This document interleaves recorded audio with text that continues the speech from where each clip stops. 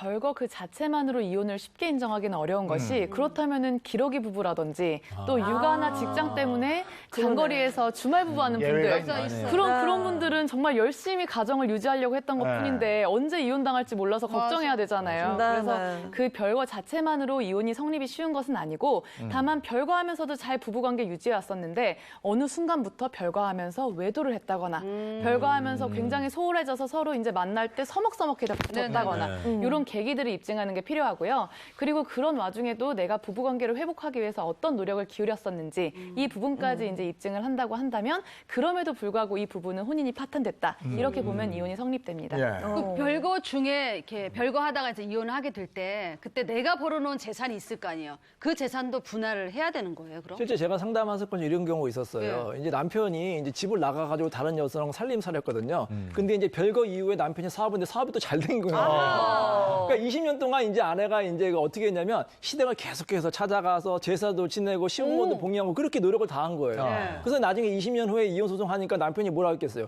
별거 중에 다 내가 사업해서 번 거기 때문에 아내한테 재산을 한 푼도 못 준다고 했거든요. 하지만 그 사건 아내가 20% 정도 기여도를 인정받은 그런 경우가 있었습니다. 아무리 별거가 돼도 이렇게 배려를 충분히 하거나 기여도가 있으면 충분히 재산 분할을 받을 수가 있습니다. 그러면 그것도 궁금하네. 별거 기간 중에 부동산이 있었는데 폭등했잖아요.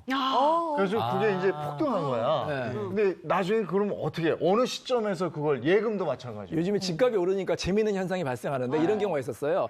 처음에 별거했을 때 아파트가 하나 있었는데 남편 명의의 아파트가 있었는데 9억이었어요. 근데 별거가 한 2년 정도 되고 재판이 3년 정도 걸렸거든요. 5년 후에 그 아파트가 15억이 된 거예요. 집값이 엄청 뛴 거죠. 자, 그러니까 여기서 문제가 된 거예요. 자, 9억의 절반을 이제 재산 분할로 아내가 받을 수 있을까요? 아니면 15억의 절반인 7억 5천만 원을 받을 수가 있을까요?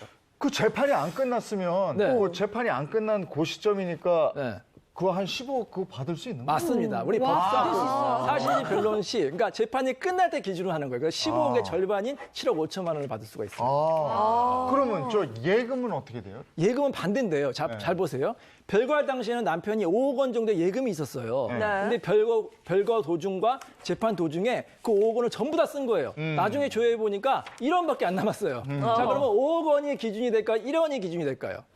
이때는 5억 원이 기준이에요. 이렇게 쉽게 쓸 수 있는 예금 같은 경우에는 그 별거 당시를 기준으로 해서 재산 분할을 받을 수가 있습니다.